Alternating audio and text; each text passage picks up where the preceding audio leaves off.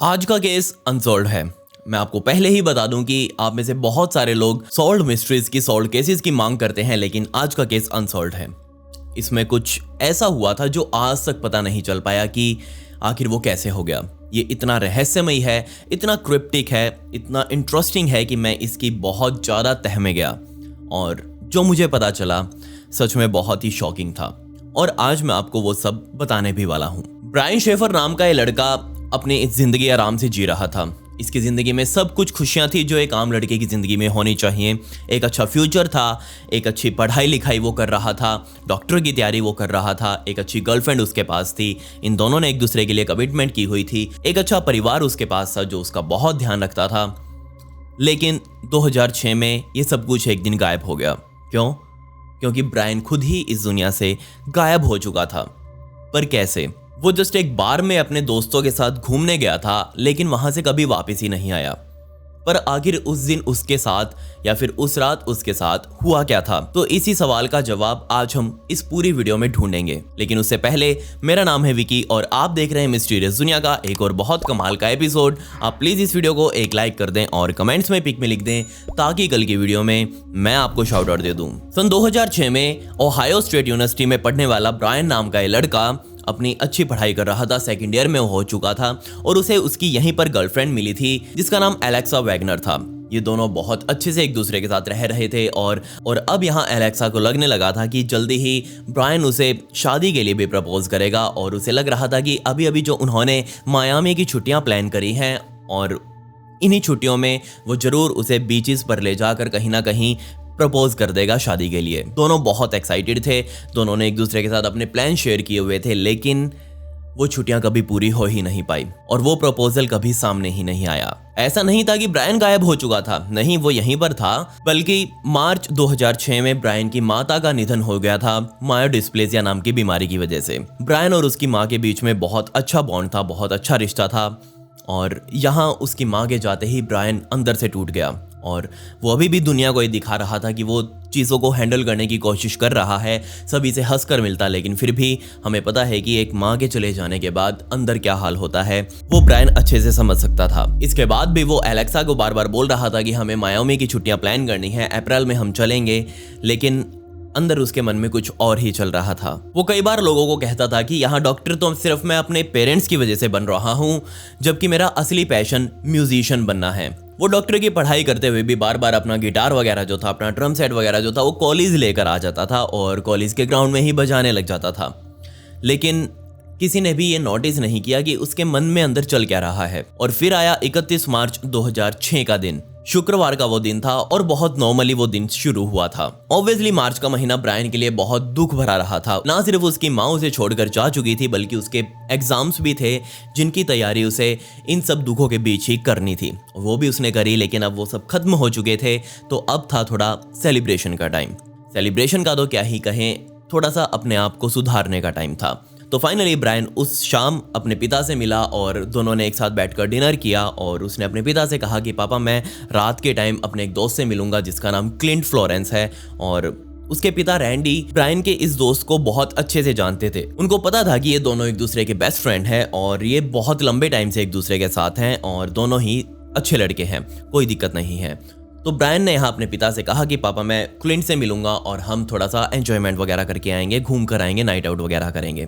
उसके पिता ने कहा ओके, जा सकते हो, कोई दिक्कत नहीं है। तकरीबन रात के 9 बजे ब्रायन क्लिंट से अगली टूना सलूना नाम के इस बार के बाहर मिले और ये बार कोलंबस में ही मौजूद एक बहुत फेमस बार है। ना सिर्फ इसलिए कि यहाँ लेट नाइट तक रेव पार्टीज वगैरह चलती हैं, बल्कि इसलिए भी क्योंकि ये बहुत रहस्यमयी है। क्यों है, आगे आपको पता चलेगा। ब्रायन की गर्लफ्रेंड एलेक्सा अपने माता पिता के घर गई हुई थी और रात के 10 बजे इन्होंने आपस में अंतिम बार बात करी और वही गुड नाइट वगैरह विश की होगी उन्होंने। और फाइनली ये सामने आया कि ये जो बात इन्होंने करी थी ये इन दोनों की अंतिम बात थी, जबकि इन दोनों का प्लान था कि इस नाइट आउट के सिर्फ 3 दिन बाद ही इनका मायामी ट्रिप स्टार्ट होने वाला है, पर वो कभी स्टार्ट ही नहीं हो पाया। एलेक्सा ने यहाँ बताया कि जब उन्होंने लास्ट टाइम बात करी थी तो उस टाइम पर ब्रायन बिल्कुल नॉर्मली बात कर रहा था, कोई उसमें चेंज महसूस नहीं किया मैंने। काश मुझे पता चल पाता कि हम दोनों अंतिम बार बात कर रहे हैं। वो इस बार में आराम से मजा कर ही रहे थे और इन्होंने सोचा कि क्यों ना यहाँ के अगली टूना के जो अलग अलग बार्स यहाँ मौजूद हैं इनके अंदर जा जाकर देखा जाए। तो अगली टूना एक बार्स का ग्रुप माना जाता है वहाँ पर, और वो उस बार से निकलकर अगले बार में घुसे। फिर वहाँ अगले बार में उन्होंने थोड़ा टाइम बिताया और वहाँ से निकलकर अगले बार में घुस गए और वहाँ उन्हें एक लड़की मिली। ये लड़की कोई और नहीं बल्कि मेरेडिथ थी। मेरेडिथ क्लिंट की एक बहुत अच्छी दोस्त थी। अब ये जो दो लोग थे यानी कि ब्रायन और क्लिंट, ये अब 3 हो चुके थे। मेरेडिथ ने इन्हें ज्वाइन कर लिया और कहा कि ठीक है, मैं भी तुम्हारे साथ ही घूम लूंगी। कोई दिक्कत नहीं थी यहाँ पर, तीनों अब आराम से मजा कर रहे थे। रात के तकरीबन 1:15 बज चुके थे और अब यहाँ पर ये अगले बार में यहाँ पहुंचे और इन्होंने एंजॉय वगैरह किया, ड्रिंक्स वगैरह ली, मजा आ रहा था। लेकिन तकरीबन 45 मिनटों बाद मेरेडिथ और क्लिंट ने नोटिस किया कि ब्रायन उन्हें कहीं आसपास दिखाई नहीं दे रहा। अभी तक तो वो यहीं पी रहा था दारू वगैरह उनके साथ, पर अब वो कहीं दिखाई नहीं दे रहा। तो उन्हें लगा कि वो वॉशरूम वगैरह गया होगा। तो मेरेडिथ और क्लिंट वॉशरूम के बाहर जाकर खड़े हो गए और इंतजार करने लगे कि अब ब्रायन बाहर आ जाएगा। अब क्योंकि यहाँ तकरीबन 2 बजने वाले थे तो ये बार भी अब बंद होने वाला था और पूरा क्राउड अब धीरे धीरे खाली होता जा रहा था। लेकिन ब्रायन कहीं दिखाई नहीं दे रहा था। बाथरूम भी अब सभी खुल चुके थे, सभी के दरवाजे खुल चुके थे और उम्मीद थी कि इन किसी दरवाजों में से एक में से ब्रायन बाहर निकलेगा, लेकिन वो बाहर नहीं निकला। जिसके बाद क्लिंट ने अंदाजा लगाया कि यहाँ से उसका घर कुछ ही दूर है, तो हो सकता है वो नशे में धुत होकर, नशे में भंड होकर अपने घर चला गया हो और हमें बताया भी ना हो। लेकिन फिर क्लिंट ने ब्रायन को फोन किया और कई बार फोन किया, लेकिन ब्रायन ने वो फोन नहीं उठाए। जिसके बाद क्लिंट ने उसकी गर्लफ्रेंड को फोन किया, यानी कि एलेक्सा को फोन किया, और एलेक्सा यहाँ बोल रही थी कि अभी तो हमारी बात हुई थी 10 बजे, वो नॉर्मल लग रहा था, एकदम से कहाँ चला गया, रुको मैं फ़ोन करने की ट्राई करती हूँ। उसने भी पूरी रात फ़ोन किए। जिसके बाद ब्रायन के पिता को भी बताया गया कि ऐसे ऐसे वो फ़ोन नहीं उठा रहा है। उसने भी पूरी रात फ़ोन किए और कहीं अब ब्रायन का पता नहीं चल पा रहा था। वो लगभग असंभव रूप से गायब हो चुका था, और वो भी सभी के सामने कैसे, वो आगे मैं आपको दिखाऊंगा। 3 अप्रैल 2006 की उसकी फ्लाइट थी एलेक्सा के साथ मायामी जाने की, लेकिन वो फ्लाइट कभी उसने पकड़ी ही नहीं, जबकि यहाँ ब्रायन की मिसिंग रिपोर्ट दर्ज करवाई गई उसी दिन जिस दिन उसने फ्लाइट पकड़नी थी। अब यहाँ पुलिस उसे ढूंढना स्टार्ट कर चुकी थी। यहाँ ब्रायन के पिता बहुत ज्यादा रो रहे थे। क्योंकि हाल ही में उन्होंने अपनी पत्नी को खोया था और अब उनका बेटा इस तरह से गायब हो गया है। आप सोच ही सकते हैं एक पिता के ऊपर क्या बीत रही होगी। खैर, अब यहाँ इन्वेस्टिगेशन शुरू करने से पहले पुलिस के सामने 2 सवाल थे। ऑब्वियसली वो आने ही थे। पहला सवाल, वो गायब कैसे हो गया। दूसरा सवाल, उसे गायब किया गया है या फिर वो अपने आप गायब हुआ है। ये 2 सवाल थे जो बिल्कुल आम से थे और सभी के माइंड में अब घूम रहे थे। जिसके बाद पुलिस ने भी वही किया जो करना चाहिए, जी हाँ, सीसीटीवी खंगालना। और उनको लग रहा था कि सीसीटीवी की फुटेज देखने के बाद उनको सारे अपने जवाब मिल जाएंगे। उनको पता लग जाएगा कि वो बाहर गया है या नहीं गया, और वो गया है तो कहाँ गया है। अब पुलिस ने वो सीसीटीवी फुटेज देखनी स्टार्ट करी। किस्मत से वो जो एरिया है वो सारा पॉश इलाका है, वहाँ सारे बड़े बड़े बिल्डिंग्स हैं, तो वहाँ हर बिल्डिंग के बाहर सीसीटीवी लगे हुए हैं और इन सीसीटीवी से बचना लगभग नामुमकिन है।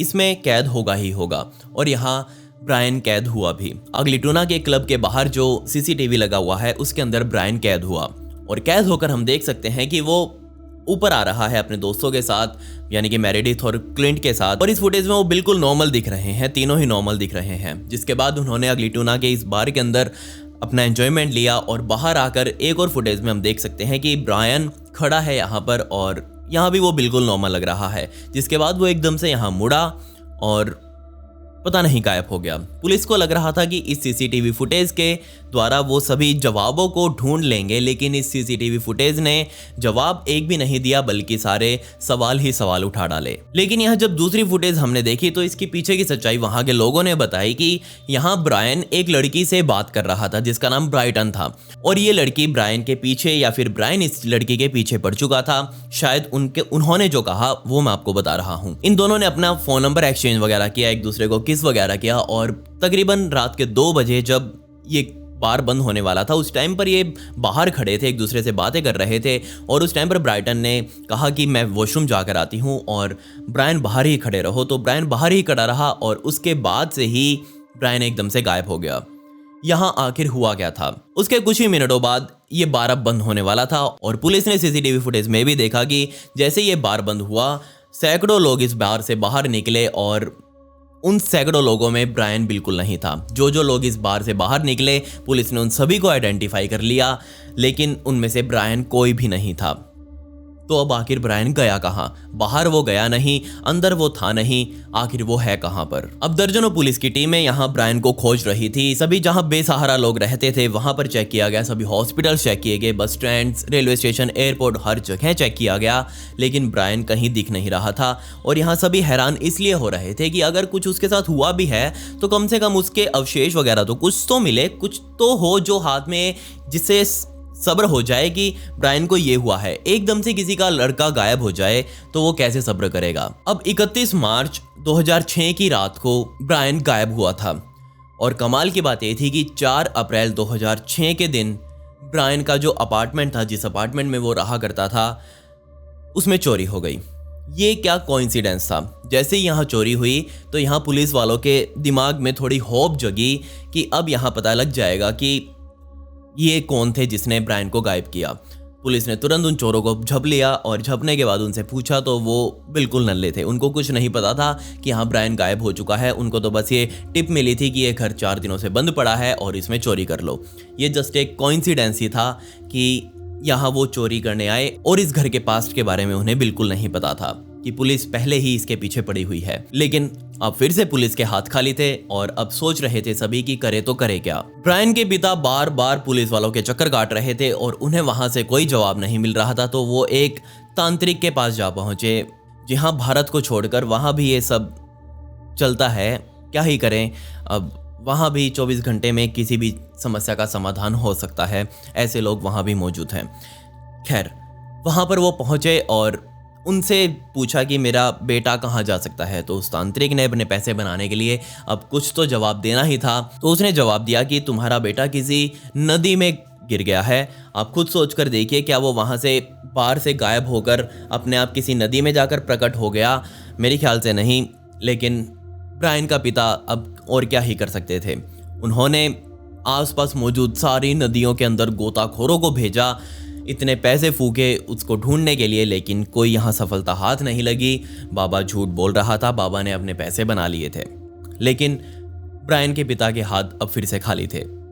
अब यहाँ ना सिर्फ ब्रायन के पिता उसको डेली फ़ोन कर रहे थे, बल्कि साथ ही एलेक्सा भी हर रात ब्रायन को फ़ोन करने की कोशिश करती, लेकिन उसका फ़ोन लगातार बंद आ रहा था।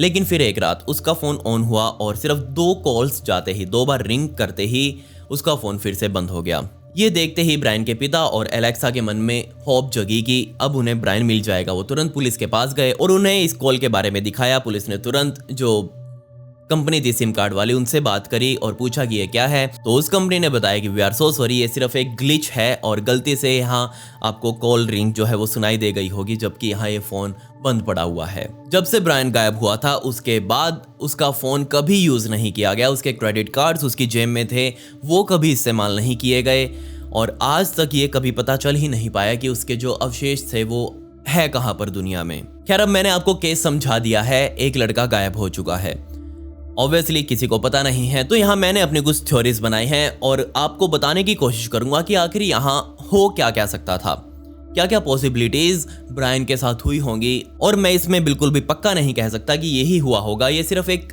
थ्योरी है कि ऐसा कुछ हो सकता है, ये सिर्फ एक पॉसिबिलिटी है। तो यहाँ मेरी सबसे पहली थ्योरी कहती है कि बेचारा ब्रायन गलत टाइम पर गलत जगह मौजूद था, या फिर गलत टाइम पर उसने गलत बंदे से बात कर ली, या फिर गलत टाइम पर किसी गलत लड़की से वो भिड़ गया।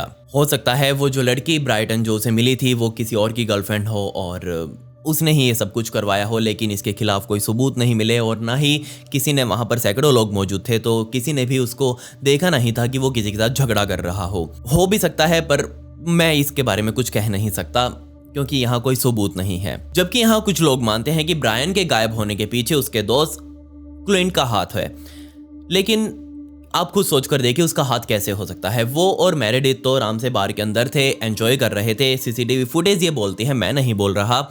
तो यहाँ उसका हाथ कैसे हो सकता है? तो अब यहाँ सवाल उठता है कि क्यों यहाँ पर लोगों ने क्लिंट के ऊपर शक किया। तो उसका जवाब था कि क्लिंट ने पुलिस के सामने लाई डिटेक्टर टेस्ट लेने से मना कर दिया। तो यहाँ पर्सनली मुझे लगता है कि अगर कोई केस में लाई डिटेक्टर टेस्ट लेने से मना कर दे तो हम उसके ऊपर आरोप साबित नहीं कर सकते।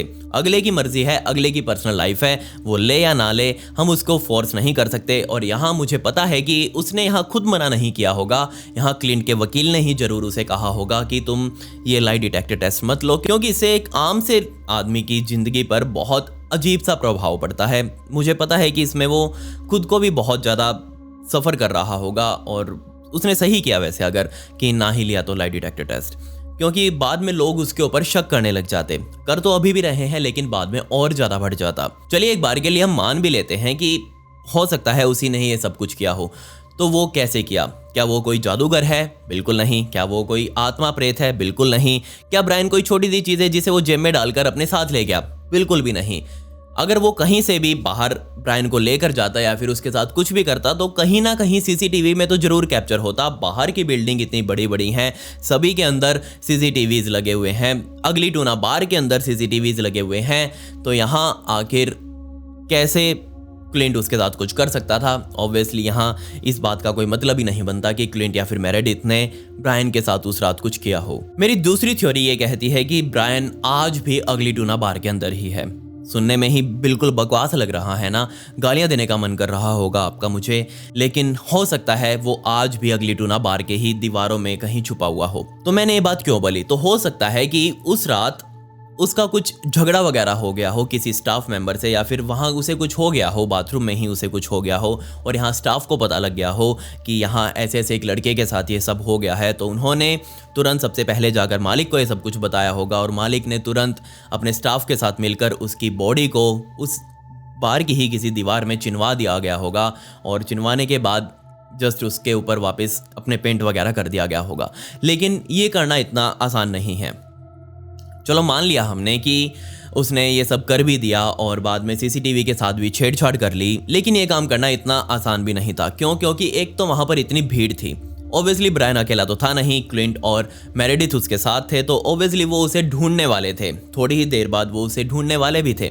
तो यहाँ बार का जो मालिक था उसे भी पता होगा कि उसे ये काम जल्दी जल्दी में करना होगा और किसी को भी जिंदा दीवार में चिनवाना या फिर मरने के बाद दीवार में चिनवाना कोई हंसी मजाक का खेल नहीं है।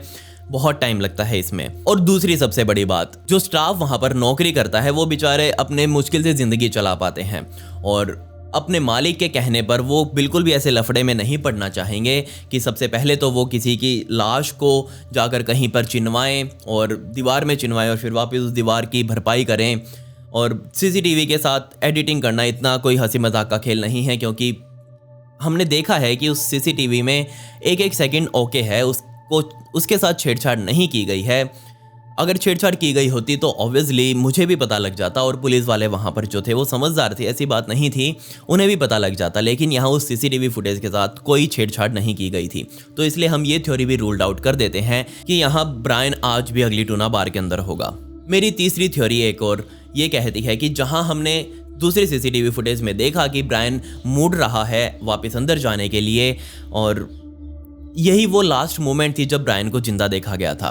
तो यहाँ मैं आपको बता दूं कि जहाँ सीसीटीवी कैमरा लगा हुआ है उसके बराबर में ही एक बहुत बड़ा होल टाइप है और वो सीधा गहराई में जाता है और वो एक एक्चुअली कंस्ट्रक्शन साइट है जो कि बराबर वाली बिल्डिंग की है। और उस बराबर वाली बिल्डिंग में वो जो होल नीचे बनाया गया है वो एक्चुअल में लिफ्ट का है। लिफ्ट जहाँ से ऊपर नीचे जाती है वो होल है बहुत बड़ा, और हो सकता है कि ब्रायन नशे में हो और उसको पता ना चला हो और उसका पैर वगैरह फिसला हो और वो सीधा उस हॉल के अंदर जा गिरा हो, वो सीधा उस गड्ढे में जा गिरा हो, जिसके बाद उसको अपना होश तो रहा ही नहीं होगा। ऑब्वियसली उसका नशे में वो ऐसे था और नीचे गिरते ही उसे चोट वगैरह लगी होगी, वो बेहोश वगैरह हो गया होगा और हो सकता है कहीं उसने दम भी तोड़ दिया हो। जिसके बाद सुबह जब कंस्ट्रक्शन वर्कर्स वापस अपने काम पर आए होंगे और उन्होंने देखा हो, जिसके बाद उन्होंने भी इस लफड़े में पड़ना नहीं चाहा होगा और उनको लगा कि क्यों ना इस लड़के को इसी गड्ढे में यहीं दफना दे, और उन्होंने जैसे उसके ऊपर मसाला वगैरह डाला होगा और उसको वहीं दफना दिया होगा। उसकी कोई चीज भी बाहर नहीं निकाली ताकि कोई सबूत ही कभी बाहर ना मिल पाए। थ्योरी ये भी हो सकती है, पर ऐसा कैसे हो सकता है? अगेन वो जो कंस्ट्रक्शन साइट वहां चल रही थी, वहां के मजदूरों से भी अच्छी तरह पूछताछ की गई और किसी ने भी इसके बारे में होने से मना किया।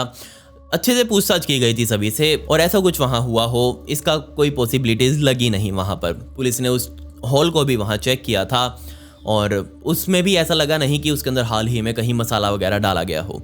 तो अब यहाँ ब्रायन गया कहाँ? यहाँ मेरी अगली थ्योरी हो सकती है SFK, यानी कि स्माइली फेस किलर्स। 90 के दशक से लेकर सन 2010 और 15 तक भी पूरे अमेरिका में बहुत सारी ऐसी डेड बॉडीज पाई गई थी, वो भी नौजवान लड़कों की, जहां उनको मारा गया था और उनके मारने के बाद उनके आसपास ही कहीं एक स्माइली बनाई गई थी, स्माइल करते हुए फेस की। तो इसके बाद से ही इस किलर जो ग्रुप का नाम जो था वो स्माइली फेस किलर्स पड़ा। अब यहाँ पर क्यों मैंने कहा कि ये ग्रुप है, वो इसलिए क्योंकि ये ग्रुप एक ऐसा ग्रुप है जो कि डार्क वेब पर ऑपरेट किया जाता है। मैंने आपको पहले भी डार्क वेब की बहुत सारी वीडियोस दिखाई हैं जिसके अंदर बहुत सारे लीगल काम किए जाते हैं, और ऐसा ही एक काम ये भी था जिसे डार्क वेब के द्वारा अंजाम किया जाता है। उसी के द्वारा विक्टिम्स को चुना जाता है और इन विक्टिम्स के अंदर सारे मोस्टली एथलेटिक लड़के शामिल होते हैं जिनकी उम्र 25 से 30-32 साल तक की हो, और उनकी हाइट जो है वो थोड़ी लंबी हो, वो एथलेटिक हो, बॉडी स्ट्रक्चर उनका अच्छा हो, और ये सारी जो फॉर्मेलिटीज थी वो ब्रायन पूरी करता था। उसकी हाइट 6 फुट 2 इंच की थी, उसकी बॉडी बिल्कुल अच्छी थी, जिमिंग वगैरह वो करता था। इसलिए हो सकता है कि उसका जो मर्डर है वो SFK द्वारा किया गया हो। मैं SFK के ऊपर एक अलग से वीडियो बनाने वाला हूँ, बहुत जल्द वीडियो बनाऊंगा, क्योंकि इसके अंदर बहुत सारी चीज़ें आपको बताने वाली हैं। इस वीडियो के अंदर मैं कवर नहीं कर सकता, क्योंकि अगर इसको बनाने लगा तो ये वीडियो कम से कम 1-1.5 घंटे की चली जाएगी। इसीलिए SFK को भी इसके पीछे जिम्मेवार माना गया। लेकिन यहाँ ये भी थ्योरी रूल्ड आउट हो जाती है कि यहाँ हुआ होगा, क्योंकि SFK द्वारा जितने भी मर्डर किए जाते हैं उनकी बॉडीज़ को पब्लिक में डंप किया जाता है। लेकिन यहाँ ब्रायन का तो कुछ सबूत ही नहीं मिला। अगर सबूत होता भी तो वो CCTV में तो सामने आता। यहाँ कुछ भी नहीं था ऐसा जो CCTV में सामने आया हो। ना ही ब्रायन गायब होते हुए सामने आया, ना ही यहाँ से बाहर निकलते हुए सामने आया, ना ही वो किसी से लड़ते हुए सामने आया, ना ही वो किसी से झगड़ते हुए सामने आया। तो आखिर ब्रायन के साथ हुआ क्या था? कोई बंदा ऐसे ही घावा में गायब कैसे हो सकता है? मेरी अगली थ्योरी कहती है कि ढूंढा उसे जाता है जो गायब हुआ हो। हम उसे कभी नहीं ढूंढ सकते जो अपने आप से गायब हुआ हो, जो जानबूझकर गायब हुआ हो। क्या ये बात ब्रायन के ऊपर फिट बैठती है? हो भी सकता है कि उसने अपनी नई जिंदगी स्टार्ट कर ली हो बिल्कुल शुरुआत से। जी हाँ, मैंने आपको पहले ही बताया कि उसका मन नहीं था बिल्कुल भी एक डॉक्टर वगैरह बनने का, लेकिन फिर भी फैमिली प्रेशर में वो आकर वो डॉक्टर बन रहा था। पर हो सकता है अब यहाँ उसे वो एकदम से ही माइंड में आया हो कि वो ये सब दुनियादारी छोड़कर, अपना सब कुछ छोड़कर यहाँ से वो चला जाएगा कहीं और कुछ और जाकर वो अपना म्यूजिशियन वगैरह बनेगा, क्योंकि उसका एम था, वो ज़िंदगी में म्यूजिशियन बनना चाहता था। पर आई थिंक ये चीज़ कहीं ना कहीं सच हो भी सकती है, क्योंकि हमने बहुत बार ऐसा देखा है। मैंने ऐसे बहुत से केसेस कवर किए हैं, ऑब्वियसली चैनल पर नहीं डाले, लेकिन मैंने ऐसे बहुत से कवर किए हैं, उनके ऊपर रिसर्च की है कि ऐसे लोग एकदम से ही गायब हो जाते हैं सिर्फ अपनी ज़िंदगी को बदलने के लिए। लेकिन उनके माइंड में सब चीज़ें पहले से ही चलती रहती हैं और वो कभी ना कभी इस चीज़ की हिंट किसी ना किसी अपने क्लोज पर्सन्स को जरूर देते हैं। जैसे कि अब ब्रायन का केस लें तो हो सकता था वो अपनी गर्लफ्रेंड के साथ कभी ना कभी ये चीज़ डिस्कस करे, लेकिन उसने ऐसा कभी कुछ नहीं किया। उसने कभी ऐसा नहीं कहा कि वो तुम्हें छोड़कर अपनी नई ज़िंदगी बनाएगा। हमेशा वो यही कहता था कि हम शादी करेंगे और हमारा मायामी का ट्रिप जो है वो बहुत अच्छा होने वाला है, तुम्हें वहाँ सरप्राइज़ वगैरह मिलेगा। ये सब चीज़ें वो बोलता था। तो एकदम से वो कैसे गायब हो सकता था? और एकदम से गायब हुआ भी है तो भी कोई सबूत नहीं है। अगर यहाँ वो गायब भी हो जाता तो भी एक और मौका ऐसा आया था ज़िंदगी में कि उसे दुनिया के सामने वापस आना ही पड़ता। जी हाँ, सन 2008 में सर्दियों की शाम में उसके पिता एक दिन अपने घर के बाहर बगीचे में पेड़ पौधे वगैरह काट रहे थे, कटनी छटनी कर रहे थे उनकी, और तभी तेज आंधी आई और पेड़ का एक हिस्सा टूटकर ब्रायन के पिता के ऊपर आ गिरा और बदकिस्मती से वो सीधा उनके सिर में लगा था और उनकी वहीं पर मौत हो गई। सुबह होते होते पड़ोसियों ने लाश देखी ब्रायन के पिता की वहाँ पड़ी हुई है और सभी ने बहुत दुख मनाया कि पहले इनके घर से माता इस ब्रायन की चली गई थी, फिर ब्रायन खुद चला गया कहीं और अब ब्रायन के पिता की भी मौत हो गई। अब ब्रायन का भाई अकेला यहाँ बचा हुआ था। तो सोचकर देखिए कि यहाँ अगर ब्रायन को पता चलता कभी ना कभी कि ऑब्वियसली वो कहीं ना कहीं गायब है, चलो हमने मान लिया कि एक बंदा इंडिया में रहते हुए कहीं ना कहीं इंडिया में ही गायब हो गया है और उसे ऑब्वियसली वो अपने घर वालों की खबर तो कहीं ना कहीं से रखेगा, उनसे कॉन्टैक्ट ना करे लेकिन कहीं ना कहीं से जरूर रखेगा। सोशल मीडिया के अलावा अपने किसी से भी बात कर सकता है, मतलब कि खुद भी वॉच कर सकता है उनके ऊपर। तो ऑब्वियसली यहाँ ब्रायन ने भी अपने घर वालों की खोज खबर तो रखी ही होगी कि वो लोग क्या कर रहे हैं, उसे कैसे ढूंढ रहे हैं। तो यहाँ उसे ये भी पता चला होगा कि उसके पिता की ऐसे ऐसे मौत हो गई है। उसी दिन नहीं पता चला होगा, 1 महीने बाद, 2 महीने बाद, 1 साल बाद, कभी तो पता चला ही होगा। पर यहाँ ब्रायन फिर भी सामने नहीं आया। अगर पता चलता तो उसे सामने तो आना चाहिए था, अगर उसने नई जिंदगी स्टार्ट करी थी तो। ये थ्योरी भी इस वजह से मैं रूल्ड आउट कर देता हूँ कि यहाँ ऐसा कुछ हुआ होगा कि वो एकदम से गायब हो गया हो और उसने जाकर अपनी नई ज़िंदगी स्टार्ट कर ली हो। इस थ्योरी को रूल्ड आउट करने के पीछे एक और कारण है, और वो ये कि अगर यहाँ वो बार में ये सोच कर ही आया था कि उसे अपनी नई ज़िंदगी स्टार्ट करनी है, तो ऑब्वियसली वो अपने साथ कुछ ना कुछ लेकर आता, कपड़े वगैरह, एक जोड़ी कपड़ा तो कम से कम लेकर आता अपनी पहचान बदलने के लिए। लेकिन यहाँ वो खाली हाथ था। हमने देखा है सीसीटीवी में, उसके हाथ में कुछ नहीं था। मेरेडिथ और क्लिंट से भी पूछा गया कि क्या वो अपने साथ कुछ लेकर आया था, तो उन्होंने भी मना किया कि नहीं, उसके पास कुछ नहीं था। तो आखिर अब वो लड़का गायब हुआ तो हुआ कैसे? तो ये कुछ वो थ्योरीज थी जो इस केस में पॉसिबिलिटीज बनकर सामने आ सकती थी। हो सकता था कि इनमें से ही एक कुछ हुआ हो, पर मैं फिर भी कुछ पक्का नहीं कह सकता। फाइनली अब इस केस के हम क्लोजिंग पॉइंट्स पर पहुंचते हैं कि ये केस क्लोज कैसे हो सकता है। यहाँ ब्रायन के भाई डेरेक को आज भी उम्मीद है कि उसका भाई कहीं ना कहीं जिंदा है और वो जरूर वापस आएगा उसके पास एक ना एक दिन। उसको पता है कि वो अपने भाई को ऐसे नहीं छोड़ सकता, यानी कि डेरेक को ऐसे नहीं छोड़ सकता। उसके पास कोई नहीं है परिवार वाला, माँ भी नहीं है, बाप भी नहीं है और भाई भी गायब है। लेकिन फिर भी डेरेक की उम्मीद लगाए हुए है कि आ जाएगा, कभी ना कभी ब्रायन जरूर आएगा। वो हमेशा अपने फ़ोन को रिंग पर रखता है और अननोन नंबर्स को तो खास सबसे पहले उठाता है कि कहीं वो ब्रायन का फ़ोन ना हो। घंटी बजती है घर की तो सबसे पहले भाग कर जाता है कि कहीं ब्रायन गेट पर ना आया हो। पर वो हमेशा गलत है, आज तक ऐसा नहीं हुआ। तकरीबन 16 साल बीत चुके हैं, 16 से भी ज़्यादा ही हो चुके हैं, लेकिन आज तक ब्रायन का कोई पता नहीं चल पाया कि आखिर वो गया कहाँ। आप अपना डिटेक्टिव दिमाग यहाँ लगाइए और बताइए मुझे कि ब्रायन के साथ आखिर हो क्या सकता था। क्या क्या पॉसिबिलिटीज़ आपके दिमाग में यहाँ चल रही हैं, आप मुझे कमेंट्स में ज़रूर बताएं, और हो सके तो मुझे इंस्टाग्राम पर बताएं। जिसकी पॉसिबिलिटी मुझे सबसे बढ़िया लगेगी, मैं उसका स्क्रीनशॉट लेकर अपनी इंस्टाग्राम की स्टोरी पर डालूंगा। तो मेरी इंस्टाग्राम आईडी ये है और इसका लिंक आपको डिस्क्रिप्शन में मिल जाएगा। इस वीडियो की कोई फ़ोटोज़ वीडियोज़ वगैरह नहीं है, जो थी मैंने आपको यहाँ दिखा दी।